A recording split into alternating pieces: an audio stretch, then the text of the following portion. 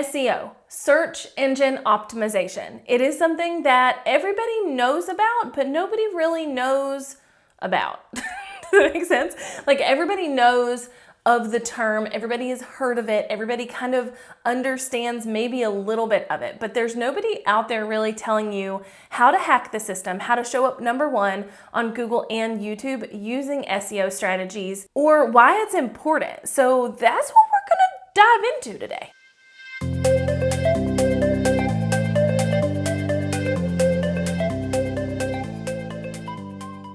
Hey, howdy, hey, y'all, and welcome back to my channel. If you are new here, my name is Jessica Stansberry, and I am pumped that you are here. If you're an entrepreneur or a wannabe-preneur, and you are looking for all the ways to make more money in less time so you can work less and live more, this is the channel for you. So you're gonna learn a metric crap ton in this video about SEO, but you know where else you can learn a lot of things about a lot of things?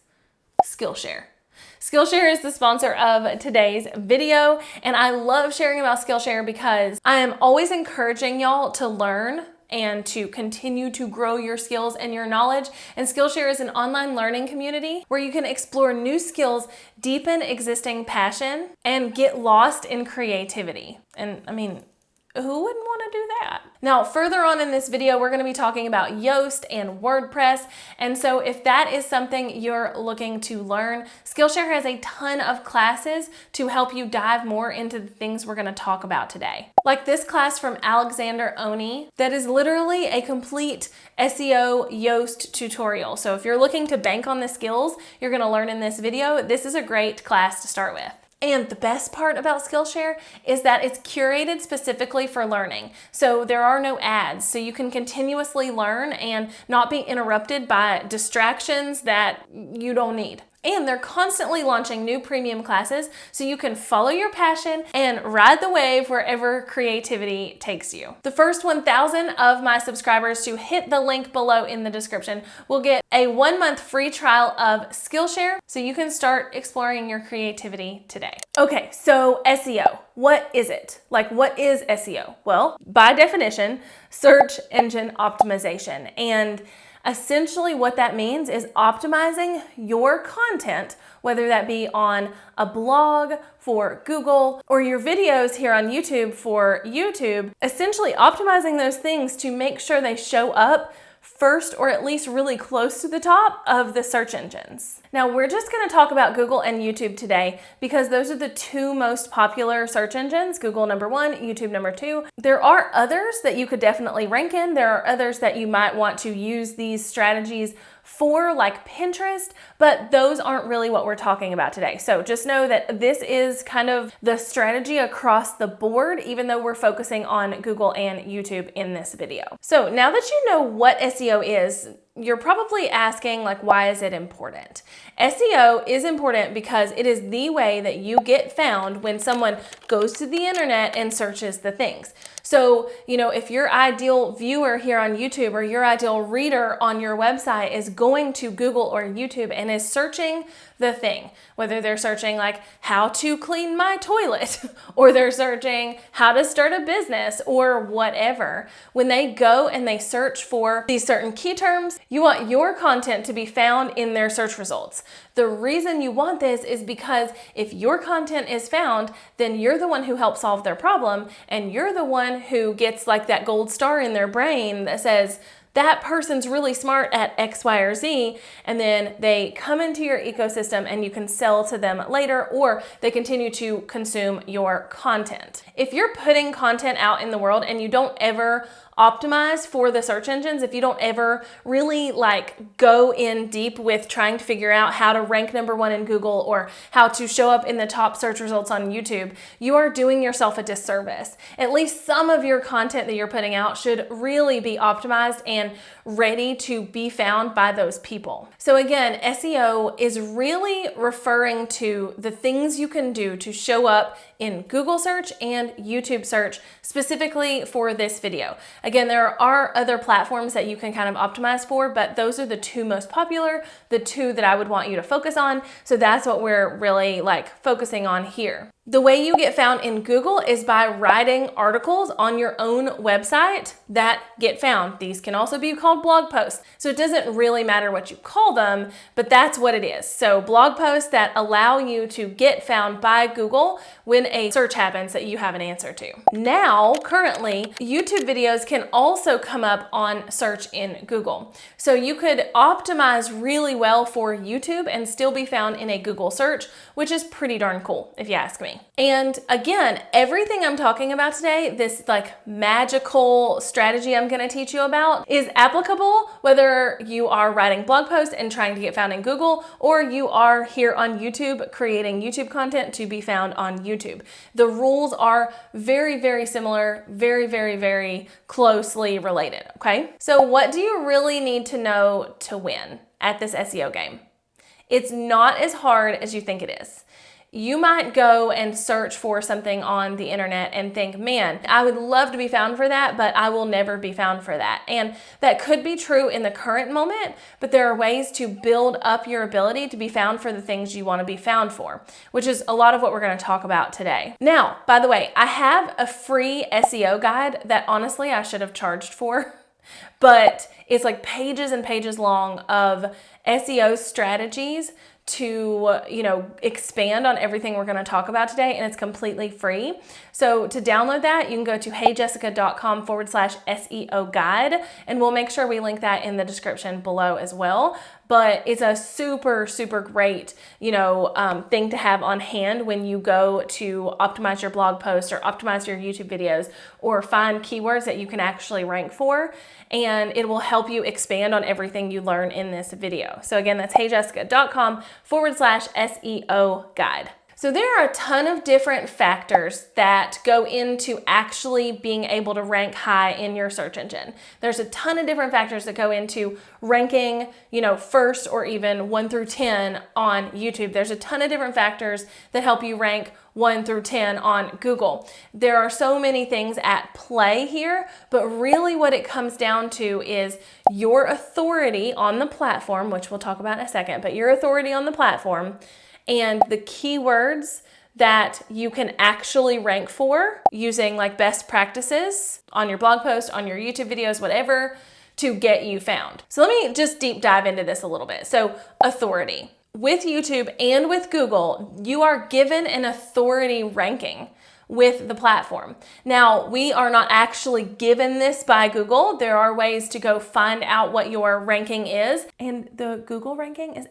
actually called an Alexa ranking. I've got one behind me here, so we're gonna try not to say that too loud, but it has nothing to do with that, so I'm not sure why it's called that. But there is a Chrome extension that you can install on Chrome, and on any website you're on, you can click it and see what that looks like see what that person's ranking is. Now, if you don't really know what you're comparing it to, it's really hard to understand, but essentially Google is ranking us on a system. They are ranking us with our authority, okay? And the way we build authority is by traffic numbers, actual click-throughs on searches, and backlinks, and even the amount of content we're putting out. There's a lot of factors that go into that authority number, but essentially, we have a certain level of authority with Google. We also have a certain level of authority with YouTube. So with YouTube specifically, there's not really a great way to kind of gauge this other than your subscriber number, which I hate to tie things to your subscriber number because it's definitely not that black and white. It's definitely not that rigid or systematic, but it's the best metric I can give you to understand where your authority is, right? So somebody who has 50 subscribers has less authority on the platform than someone who has 100. Someone who has 100 has less than 1,000. Someone who has 1 million subscribers has way more authority than someone who has 100,000 subscribers. And obviously, again, there are other things at play here, but we're just gonna use that subscriber number as a way for me to teach this because it's the easiest way to kind of grasp the concept at hand. So to really win and to be found first in these searches, you have to understand that you have a level of authority and that you have to go after key terms that match up with that level of authority. So for the purposes of this video, again, please do not take this for Bible. Please do not go to somebody and be like, Jessica Stansberry said this is like 100% the only way this works and whatever else. What I'm doing here is giving you a good metric to be able to understand what your authority is and what you can go after as far as key terms go, okay? So understand that this is my way of teaching this, and it is really closely related to how this works, rather than like a full-on, this is 100% the only thing that matters, okay? So when you're looking at your authority on Google, head over to your analytics and see how many visitors per month your website has. And generally we want to stick with the unique visitors per month and how many you have coming in, right? So if you have 50 visitors a month, you probably have less authority than someone who has 1,000 visitors a month, who probably has less authority than someone who has 20,000 visitors a month. You see what I'm saying here, right?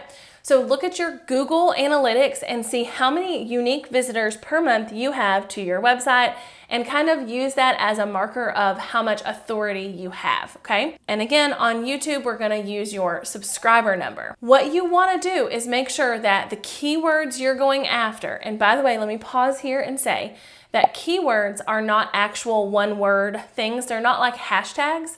They are usually like long tail key phrases and sentences and ways that people would search for something. So when I'm saying keywords or you hear the term keywords, generally nobody is actually talking about one word. We are talking about a phrase or a string of words, oftentimes called a long tail keyword.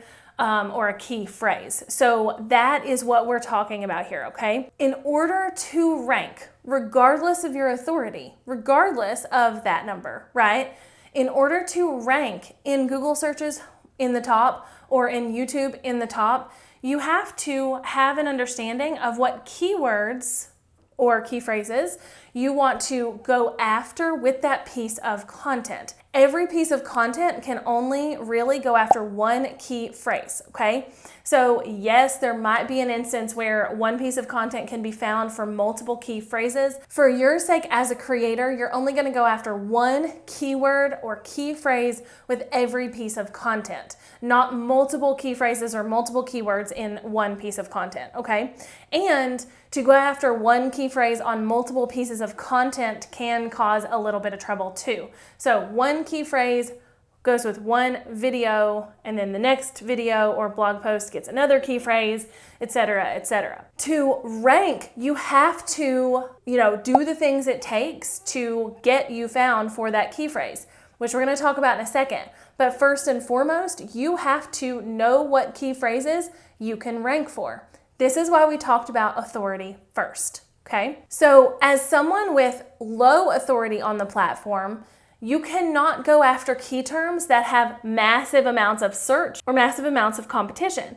So when you're looking at what key terms you can go after, you may want to go after a phrase that you absolutely just cannot rank for. I can rank for key phrases or keywords that have higher numbers of searches per month and competition than someone with, let's say, 1,000 subscribers here on YouTube or only 1,000 people visiting their website every month.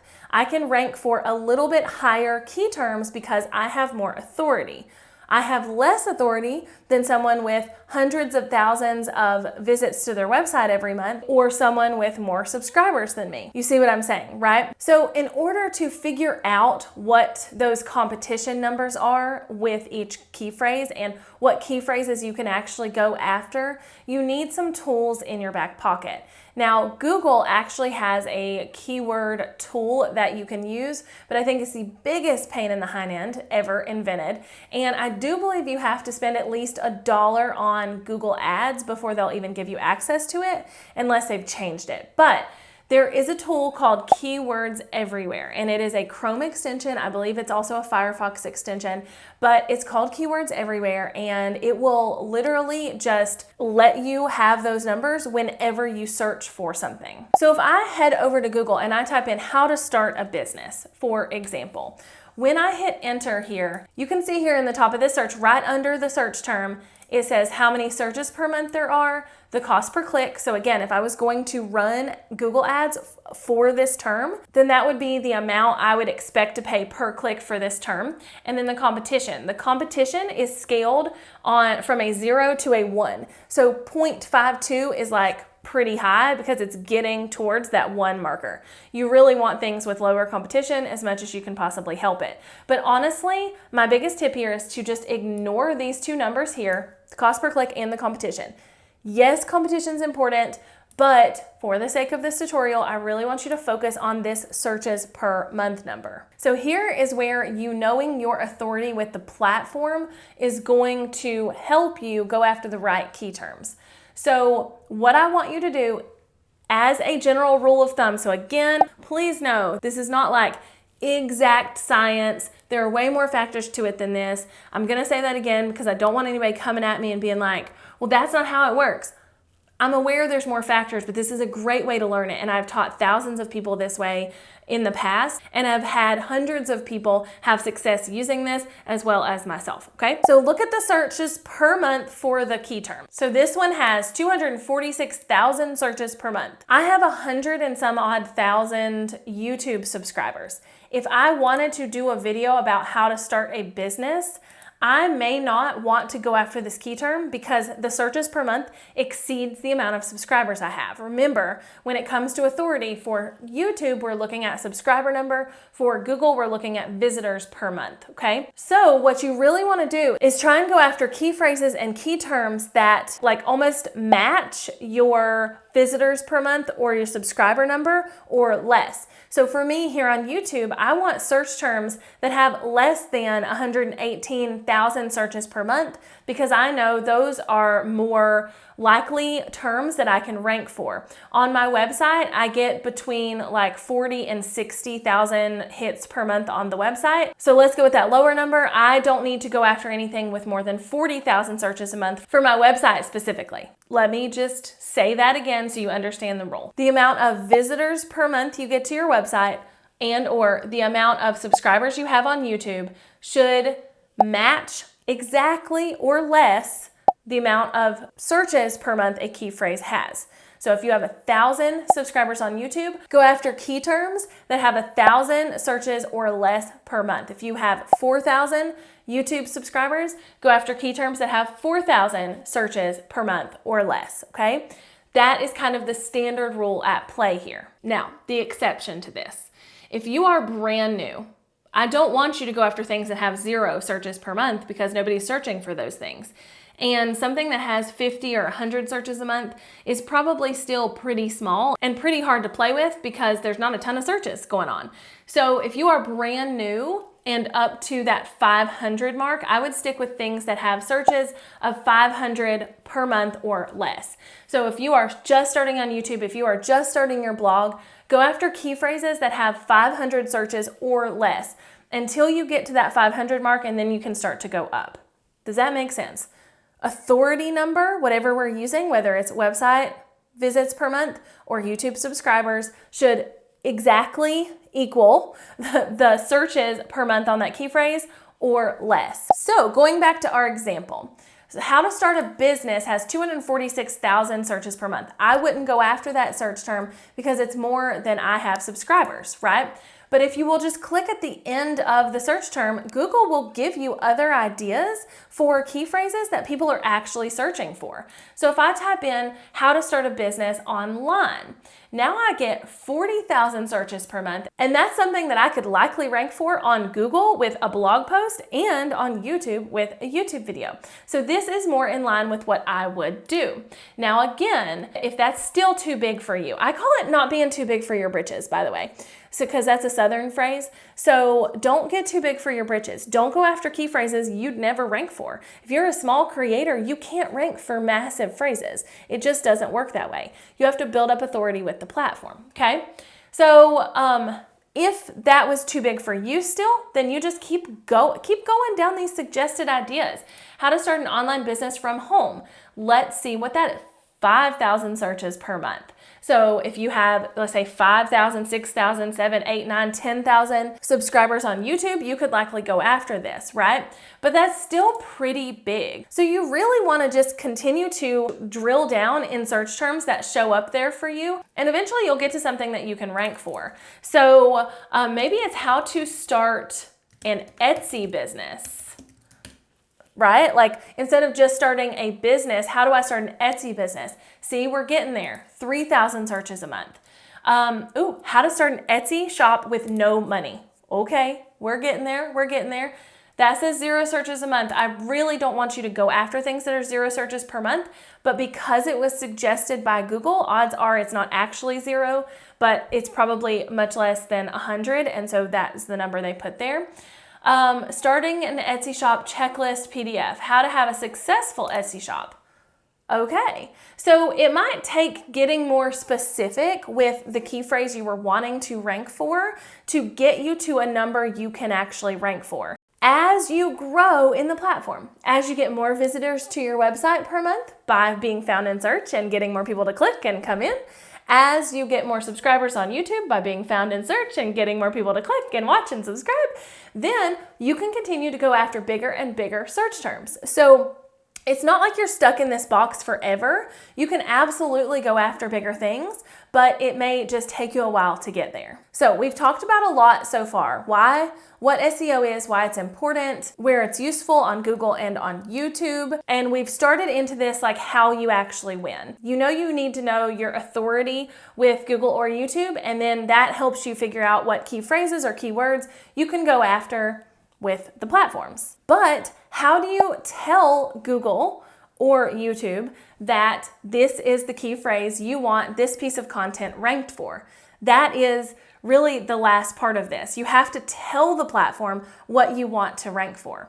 Now on Google, you're going to use something like Yoast SEO on your WordPress site, or the built-in SEO things if you're using something like Squarespace. Now, I personally, if I was running a business, which I am, that is, based around content and I want to be found in search, I would only ever use self-hosted WordPress to host my blog, because that alone gives you more authority in Google. So let's say you have 1,000 visitors per month to your website, and Sally over here, who talks about the same thing, also has 1,000 visitors per month to her website. If your website is built on WordPress, self-hosted WordPress, and hers is built on Squarespace, you automatically have more authority than Sally, because Google likes WordPress websites better. There's a lot of different reasons. We won't get into those today, but WordPress is best when it comes to being found in search. That's not to say you can't with the other, but WordPress is definitely best, okay? And so on WordPress, you can use a tool like Yoast to really help you have checkboxes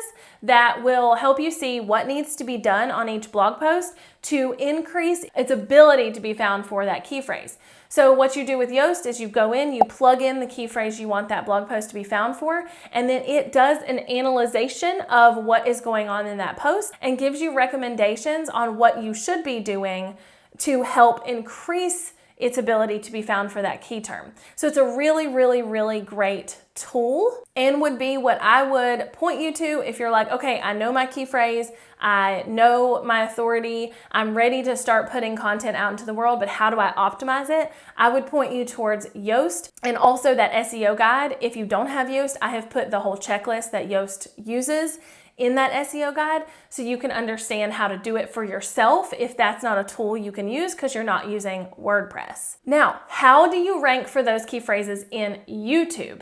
There isn't a tool like Yoast. The closest thing to it would be TubeBuddy, which I highly, highly recommend, and I'll make sure I link up for you in the description below, which will help you understand what key phrases you can go after. It's kind of an additional tool to Keywords Everywhere, but it also has some checkbox items that you can make sure you check every time you upload a video, because it knows that these things are going to make a difference when it comes to ranking on YouTube. So in addition to using TubeBuddy, the biggest thing I can tell you for making sure you can rank for that key phrase on YouTube is to really Pay attention to your title and the description of your YouTube videos, making sure that that title has the key phrase you want to be found for and is really optimized for that, as well as the description is going to be key. Tags used to be a thing here, but they're not as much anymore. YouTube themselves has come out and said tags don't really hold authority anymore. We're mostly checking the title and the description, and then also your video, right? To make sure that it's about this thing you are saying it's about. So to wrap this up in a pretty little bow, you need to know your authority number on the platform. You need to go after keywords or key phrases that can match up with the amount of authority you have. And then you need to do things within your content to make sure the platform sees what key phrases you're trying to go after.